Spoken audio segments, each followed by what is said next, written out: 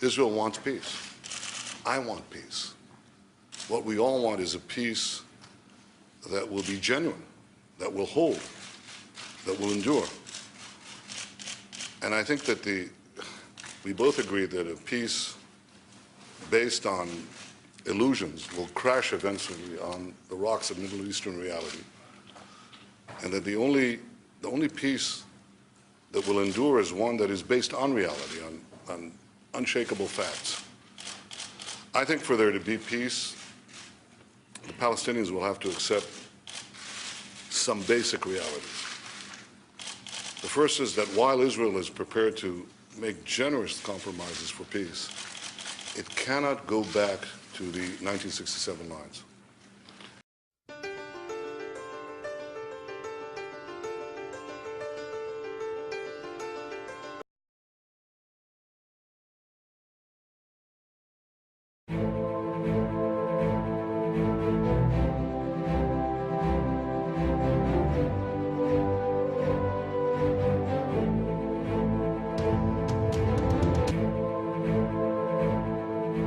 Every state has the right of self-defense and to secure borders to protect itself from hostile invasions and terror. Israel is a small state surrounded by Arab countries 650 times its size, some of which are large bases of global terror. Only 44 miles separate between the Jordan Valley and the Mediterranean Sea. After the Six-Day War in 1967, when Israel was attacked by 4 armies on 3 fronts, United Nations Security Council Resolution 242 stated that Israel was entitled to new defensible borders to replace the previous fragile lines from which it was attacked. What are Israel's defensible borders? What are its essential security needs? The Jordan Rift Valley, Israel's eastern frontier, forms a natural barrier between Israel and the countries of Jordan, Iraq, and Iran. The Jordan Valley rises from an area that is 1,200 feet below sea level to a hilly ridge of up to 3,000 feet, creating a steep 4,200-foot virtual wall opposite any force attacking from the east. The growing threat of global jihad activity near Israel's borders requires it to prevent infiltrations of terrorists and weapons. When Israel left the Philadelphia corridor in Gaza, it became a highway for the infiltration of terrorists and the flow of hundreds of tons of ammunition and weaponry from all over the Arab world, aimed at Israeli civilians. The Jordan Valley is the equivalent of Gaza's Philadelphia corridor in the West Bank. To defend itself, Israel must retain control over the Jordan Valley.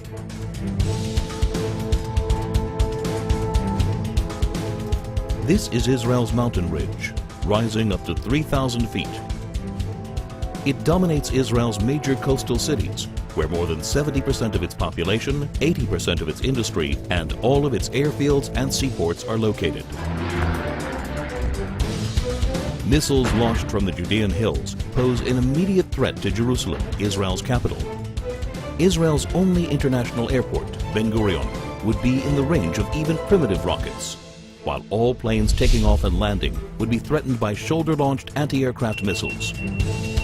More advanced weaponry would be able to hit virtually any point in Israel. If Israel were forced back to the 1949 armistice lines, the Green Line, the country's width would be reduced to a narrow 9-mile waistline that would be impossible to defend. That's why any future arrangement must include Israeli control over key areas of the mountain ridge and a demilitarized Palestinian state. Israel's narrow borders means a combat aircraft can cross the entire country in under 4 minutes. In less than 2 minutes, an enemy plane could penetrate the country's airspace via the Jordan Valley and reach Jerusalem. In order to thwart an aerial attack on Jerusalem, a hostile plane must be shot down at least 10 miles east of the capital to prevent it from crashing into major population centers. Therefore, Israel must be able to identify hostile planes before they cross the Jordan River line and intercept them shortly after. To defend itself, Israel must control the airspace over the West Bank. Israel's transportation arteries, and in particular the Trans-Israel Highway, enable travel and connection between Israel's regions. They also assure the mobility of the Israel Defense Forces in case of attack. Protection of these vital arteries is essential in order to ensure that 1. Civilians aren't victims of terrorist gunfire. 2. Regions of the country cannot easily be cut off. 3. The mobility of Israel's defense forces is not hindered in the case of invasion. To defend itself, Israel must control its main arteries of transportation.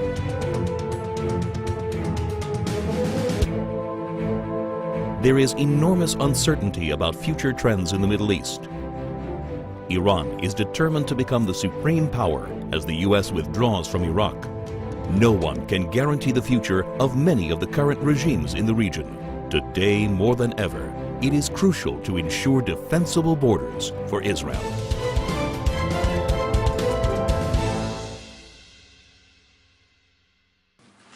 The second is echoes something the President just said, and that is that Israel cannot negotiate with a Palestinian government that is backed by Hamas. Hamas, as the President said, is a terrorist organization committed to Israel's destruction.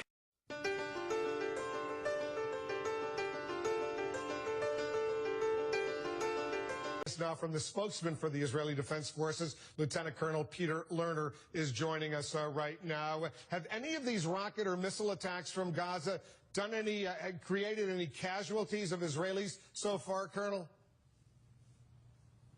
No, I'm happy to report that we invest in life. Indeed, the Iron Dome project seems to be a strategic project which actually gives us the leeway, gives us the capability to make cool-headed decisions of what we need to do. And indeed, if what has been reported and what you've just reported about approximately 150 rockets being launched at Israel in the last 24 hours, that's only a small fraction of what Gaza and what Hamas terrorist organizations have. They have about 10,000 rockets, all poised and prepared to attack us. And this is what really concerns us.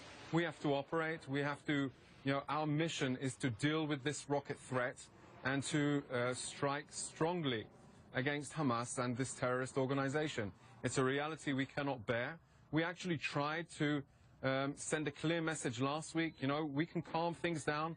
Hamas, please calm things down on your side. What did they choose to do? They choose aggression.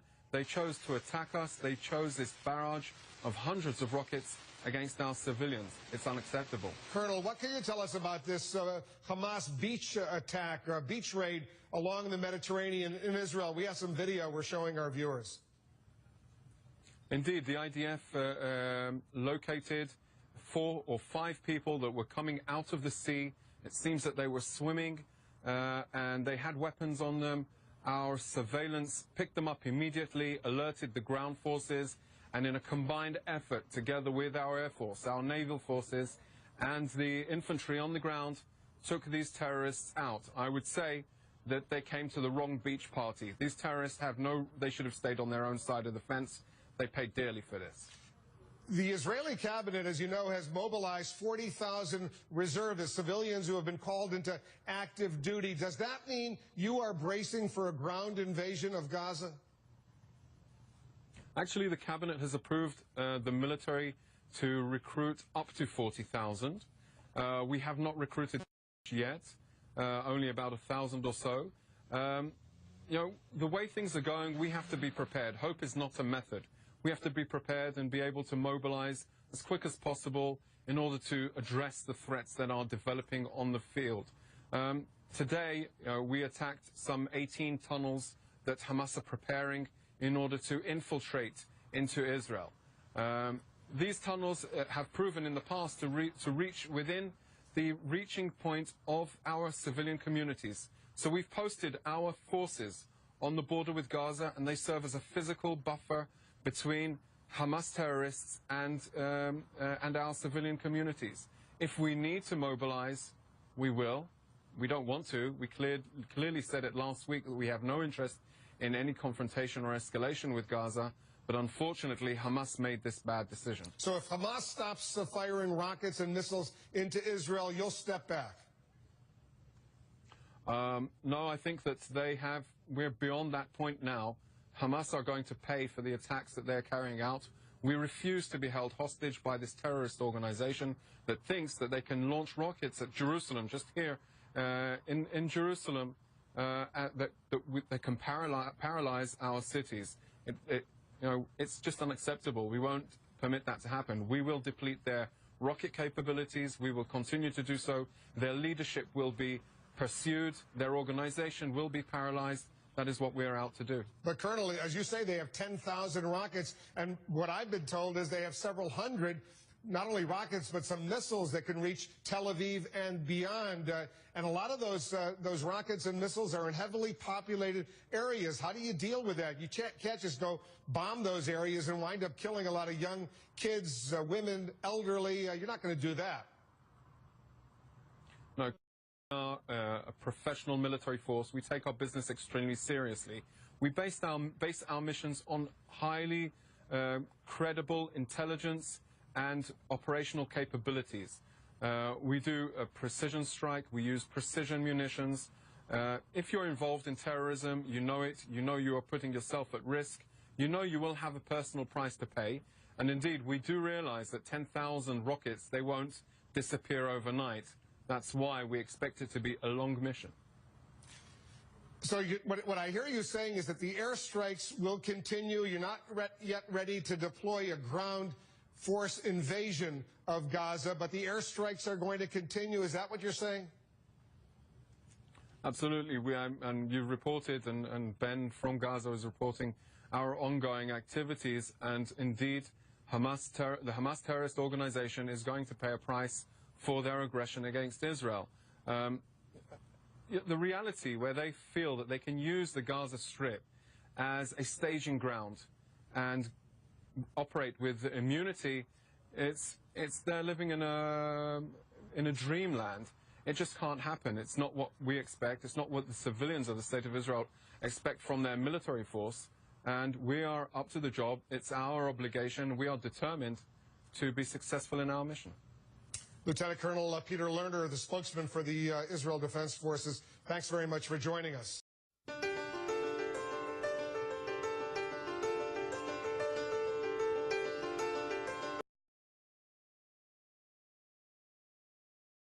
الآن عفوا لا زال الناس يعتلون سطح المنزل؟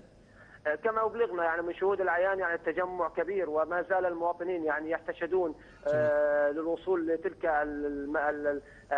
البيت الذي يعود المنزل الذي يعود لعائلة كوارع لمنع طائرات الاحتلال الحربية الصهيونية من استهداف هذا المنزل كما هو المعتاد. تعليقك على النقطة الأخيرة دكتور، الناس يعودون إلى الأسلوب الذي حقق نجاحا كبيرا في فترة من الفترات.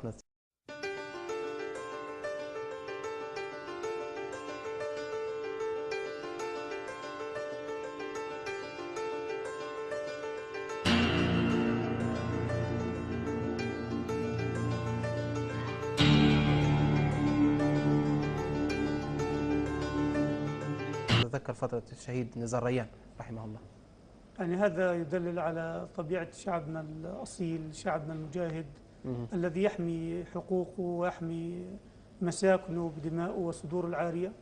أعتقد أنه أن يتعرض الناس وأن يواجهوا الطيران العسكري الإسرائيلي بصدور عارية ليحموا بيوتهم، أعتقد أنه هذه سياسة أثبتت نجاعتها في مواجهة الاحتلال من ناحية، وأيضا هي تعكس طبيعة هذا الشعب البطل، هذا الشعب الجريء. ونحن في الحركة ندعو شعبنا إلى اعتماد هذه السياسة لحماية البيوت الفلسطينية.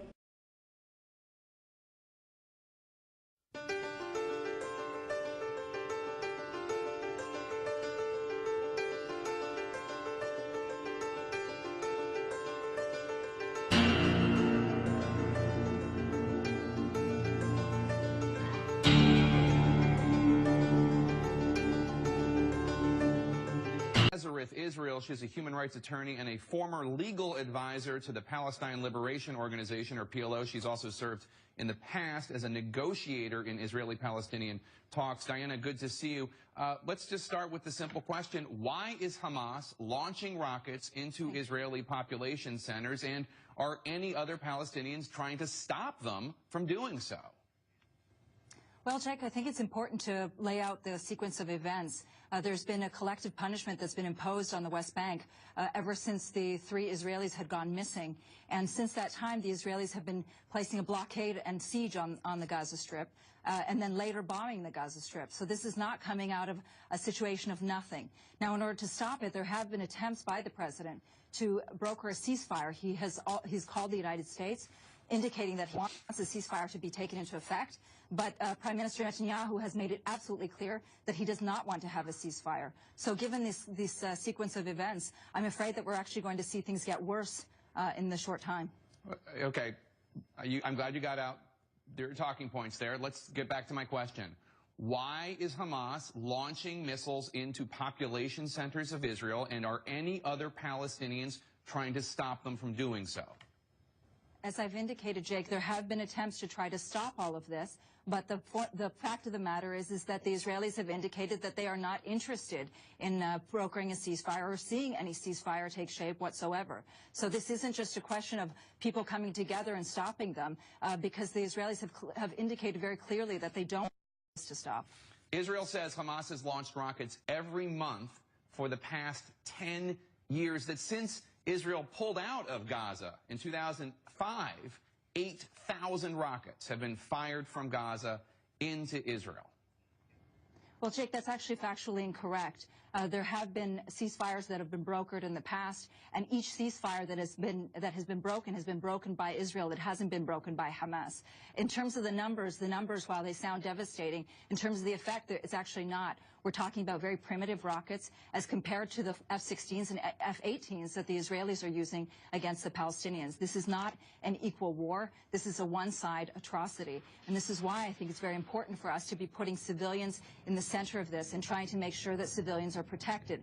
The only way I think that this is going to happen is if we have an international protection force that is brought in to ensure that civilians are not being targeted and not being hurt. Well, let's talk about protecting civilians, because obviously some Palestinian civilians, some innocent children and the like, have been killed in this assault. Israeli government officials say they're trying desperately to avoid civilian casualties, and there are reports of the spokesman of Hamas. We actually have the video of him going on Palestinian television, urging people to serve as human shields, staying in their homes, even if the IDF is warning people in those homes, because they're Hamas officials' homes, that they're going to be destroyed. They're telling them to stay there. Do you at all find that reprehensible, using women and children to be human shields to protect these homes? Jake, I haven't seen that video, but if that were the case, that would be reprehensible. I think that the bigger picture is that this isn't the case. What we have seen is, over the course of the past couple of days, more than 80 Palestinians killed. The population of the Gaza Strip, 43% of it is under the age of 14, and we've seen that half of the people who've been killed are women and children. The idea that Palestinians use children as human shields is racist and reprehensible, and the idea that the Israelis are somehow spewing this and we're to believe it is also racist. Diana, it's not racist that we have video of the Hamas spokesman on television telling people to stay in their homes. It's an effective way to make sure to fight off the Israelis. That's not racist, that's just a fact.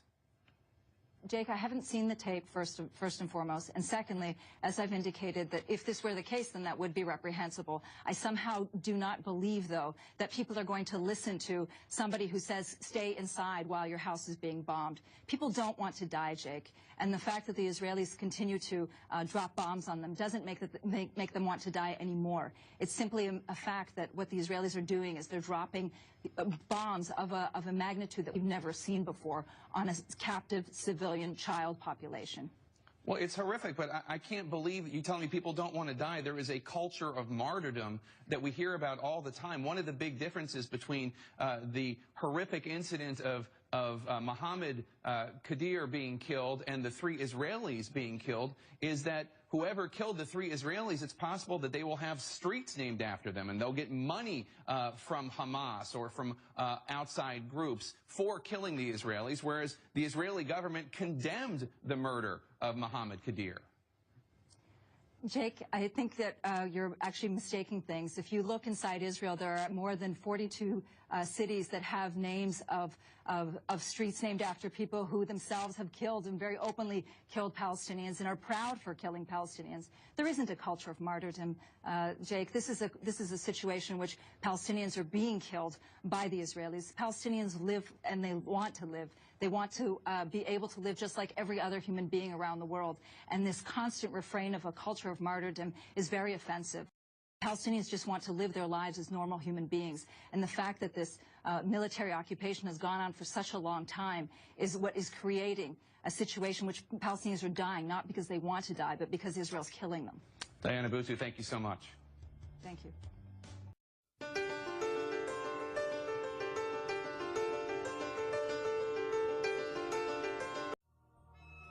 One, 2, 3, 4, 5, 6, 7, 8, 9, 10, 11, 12, 13, 14, 15.